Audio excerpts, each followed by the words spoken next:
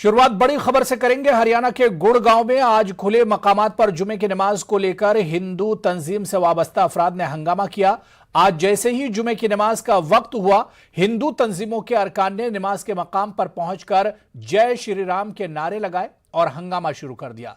Police ने इस मामले में 13 अफराद को हिरासत में ले लिया है। हिंदू तंजीम गुज़िश्ता 5 हफ्तों से लगातार माहौल बिगाड़ने की कोशिश कर रही है, जबकि इंतजामिया की जानिब से जुमे के रोज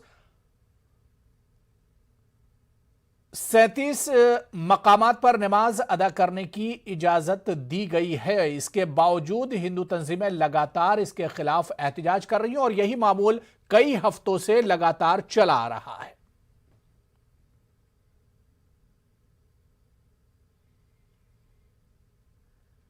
आगे बढ़ेंगे। त्रिपुरा तशद्दुद के खिलाफ रायचूर में social democratic party of India के लीडरों ने एहतजाजी मुजाहरा किया। रायचूर के टीपू सुल्तान गार्डन पर मुनक्किदा एहतजाजी प्रोग्राम में एसडीपीआई के लीडरों ने त्रिपुरा वाकयात के खिलाफ नारे बुलंद किए। इस मौके पर एसडीपीआई रायचूर जिला यूनिट के सदर ने कहा कि त्रिपुरा में बाज फिरकापरस्त तंजीमों के लीडर खुलेआम कानून की खिलाफ वर्जी कर रहे हैं। ऐसी सूरत हाल में बीजेपी हुकूमत की खामोशी मानाखेज है। उन्होंने जल्द से जल्द त्रिपुरा में अमन अमान को बहाल करने की रियासती और मरकजी हुकूमत से मांग की।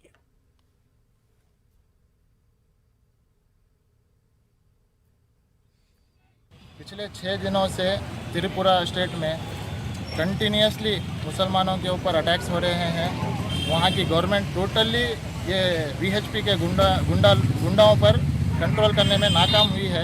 हम देख सकते हैं कि किस तरीके से वहाँ पे मस्जिदों को जलाया जा रहा है, किस तरीके से मुसलमानों के घरों को है ना जलाया जा रहा है।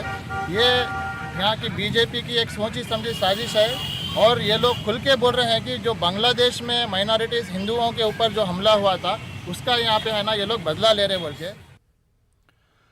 महाराष्ट्र के वजीर नवाब मलिक के एनसीबी और समीर वानखेड़े पर हमले लगातार जारी हैं। उन्होंने आज प्रेस कॉन्फ्रेंस में कहा कि उनके समीर वानखेड़े से जाती लड़ाई नहीं है, बल्कि वो नाइंसाफी के खिलाफ मुकाबला कर रहे हैं।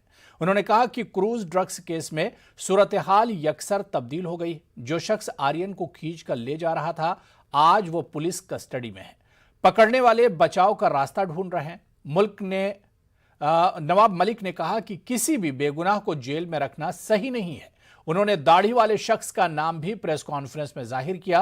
क्रूज पर मौजूद दाढ़ी वाला काशिफ खान था। काशिफ खान के समीर वानखेड़े से अच्छे ताल्लुकात हैं। अगर कल की घटनाक्रम आप देखेंगे तो परिस्थितियां पूरी तरह से कल बदल गई। 2 तारीख के रोज, 3 तारीख के रोज जो व्यक्ति आर्यन खान को घसीटते हुए एनसीबी के कार्यालय में ले जा रहा था, वो व्यक्ति लॉकअप में है, सलाखों के पीछे है। जो व्यक्ति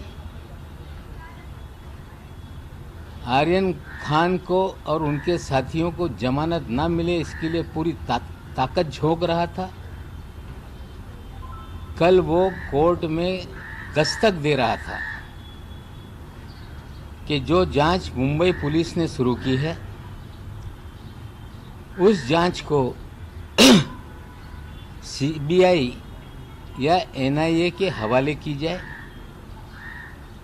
और महाराष्ट्र पुलिस ने अपनी ओर से रखा कि समीर दाऊद वानखेड़े को एंटी करप्शन के चार्जेज में या उगाही के चार्जेज में पुलिस को गिरफ्तार करना होगा तो उन्हें 72 घंटे की नोटिस दी जाएगी। तो पूरा सीक्वेंस बदल गया है। पकड़ने वाले बचाव का रास्ता ढूंढ रहे हैं,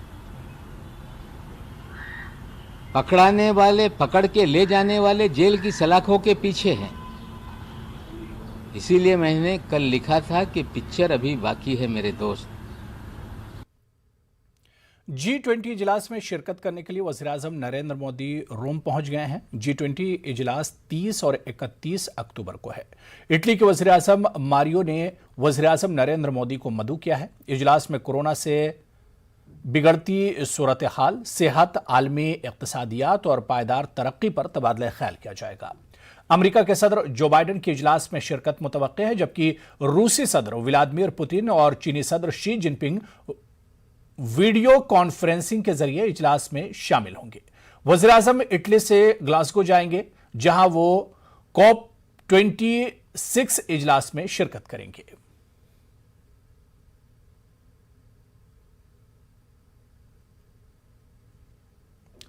अमित शाह उत्तर प्रदेश के दौरे पर हों। अमित शाह ने उत्तर प्रदेश के लखनऊ से रुकनियत साजी मुहिम का आज से आगाज कर दिया है। अमित शाह ने इस मौके पर खिताब करते हुए मेरा परिवार भाजपा परिवार का नारा दिया। एक हिसाब जरूर आप हमारा भी हिसाब मांग सकते हो। योगी जी है, योगी जी से मांगिए, हमारे प्रदेश अध्यक्ष से मांगिए, हमारे उप मुख्यमंत्री से, जो हिसाब मांगना है मांगिए। मगर मैं एक हिसाब अखिलेश जी से मांगना चाहता हूं कि 5 साल में आप विदेश कितने दिन रहे, इसका हिसाब जरा लखनऊ की और उत्तर प्रदेश की जनता को दे दीजिए। उत्तर प्रदेश में कोरोना आया, बाढ़ आई, आप कहां थे, इसका हिसाब दे दीजिए। मित्रों, ये लोगों ने शासन स्वयं के लिए, परिवार के लिए और ज्यादा से ज्यादा सोच बहुत बड़ी हो गई तो अपनी जाति के लिए किया है, इसके अलावे किसी के लिए शासन नहीं किया।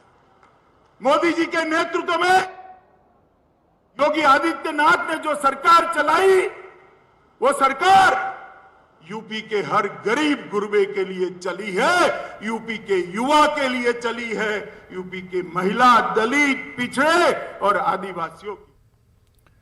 दिल्ली के वज़ीर आला अरविंद केजरीवाल पंजाब मिशन पर हैं। उन्होंने भटिंडा में कारोबारियों से खिताब किया। केजरीवाल ने कारोबारियों के लिए अच्छा माहौल बनाने का दावा किया। केजरीवाल ने दावा किया कि अगर पंजाब में आम आदमी पार्टी की हुकूमत बनी तो कारोबारियों को तहफ़्फ़ुज़ फराहम करना और बदनवानी पर नकेल कसना उनकी अव्वलीन तरजीह होगी।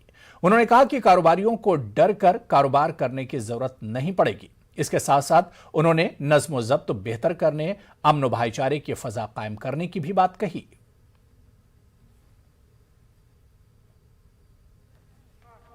हमारी जिम्मेदारी है, हर व्यापारी को सुरक्षा देंगे।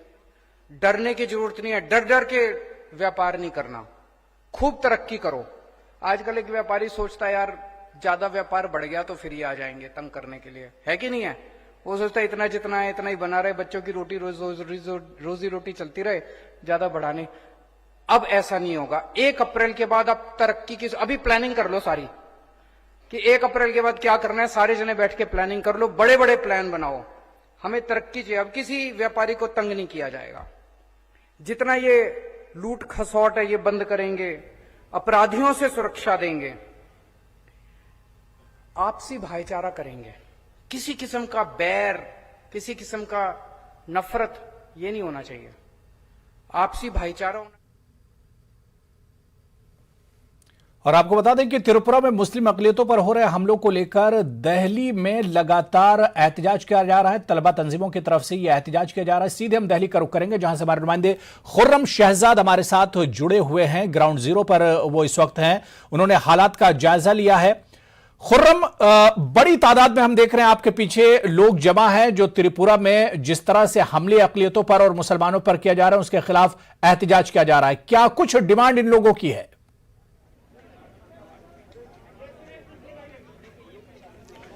देखिए, बिल्कुल अभी अभी यहाँ से 2 बसों में मुजाहिरीन को डिटेन कर ले जाया गया है। आप देखेंगे कि किस तरीके से अभी यहाँ पर आपको जो पुलिस अहलकार हैं वो आपको दिखाई देंगे, मीडिया के लोग हैं वो दिखाई देंगे। और सबसे बड़ी बात यह है कि यहाँ पर CRPF के जो जवान हैं वो यहाँ पर आपको दिखाई देंगे, क्योंकि इन तमाम लोगों ने अभी काफ़ी सारे लोग यहाँ पर जमा हुए थे जिनको यहाँ से ले जाया गया है। यहाँ पर आपको दूर पर ये वाटर कैनन की जो गाड़ी है जो मुजाहिरीन को आगे बढ़ने से रोकने के लिए लगाई गई थी वो यहाँ पर है। तो यहाँ पर अभी बहुत सारे मुजाहिरीन थे जो सीधे तौर पर ये उनका मुतालबा ये था कि जो वज़ीर आला हैं त्रिपुरा के उनको रिजिग्नेशन देना चाहिए। जिस तरीके से जो कुछ वहाँ पर हुआ और वो अपनी जिम्मेदारी अदा नहीं कर सके, इसलिए उनको जिम्मेदारी लेनी चाहिए या फिर मरकजी हुकूमत को त्रिपुरा सरकार को डिसॉल्व कर देना चाहिए। यहाँ पर बहुत सारे लोग जमा हुए थे, उसमें महिलाएं भी थी, उसमें खवातीन भी थी, उसमें नौजवान भी थे। खासतौर से जो तलबा तंजीमें हैं वो यहाँ पर थी। यहाँ पर उनको ले जाया गया है। यहाँ पर जो गाड़ियाँ हैं, ये बसें आपको नजर आ रही हैं, दिल्ली पुलिस की और सीआरपीएफ के जो सिक्योरिटी जवान हैं उनकी ये बसें हैं। तो ये पूरा माहौल है यहाँ पर। लेकिन अहम बात यह है कि त्रिपुरा भवन पर फिलहाल तकरीबन 1 घंटे के करीब तक ये प्रोटेस्ट चलता रहा। 3 सवा 3 के करीब ये प्रोटेस्ट शुरू हो गया था और उसके बाद से यहाँ पर लगातार जो है लोग मांग करते रहे और ये कहते रहे कि आंखें हम बंद नहीं कर सकते और जो कुछ हो रहा है उस पर जो गुनाहगार हैं उनके खिलाफ कार्रवाई होनी चाहिए। बांग्लादेश का भी जिक्र आया, लेकिन मुजाहिरीन का कहना था कि बांग्लादेश सरकार ने वहां पर कार्रवाई की है। वहां पर जो वहां की सियासी पार्टियां हैं उन्होंने रैली निकाली है, लेकिन हमारे यहाँ पूरी तौर से खामोशी है। उस पर खामोश नहीं होना चाहिए बल्कि आगे बढ़ना चाहिए। तो ये आपको ये पूरे रोड पर जितने लोग दिखाई दे रहे हैं ये तमाम लोग बिल्कुल। खुर्रम, यहाँ पर एक चीज और समझना चाहेंगे कि त्रिपुरा भवन पर जो लोग प्रोटेस्ट करने के लिए आए थे, जो लोग एहतजाज कर रहे थे, इन लोगों का ताल्लुक क्या नॉर्थ ईस्ट से है? ये लोग त्रिपुरा के रहने वाले या फिर दिल्ली के मुख्तलिफ हिस्सों से इन लोगों का ताल्लुक है?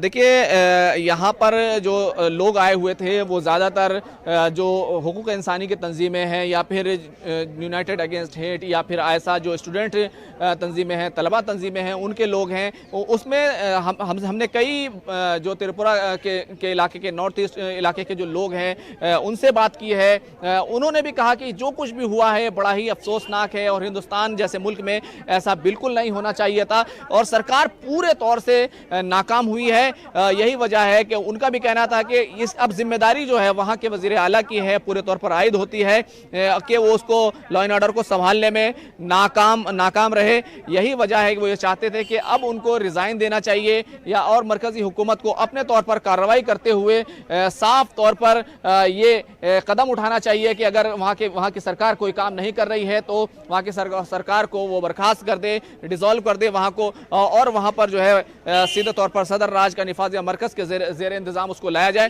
तो ये तमाम मुतालबात थे जो यहाँ पर मुजाहिरीन कर रहे थे।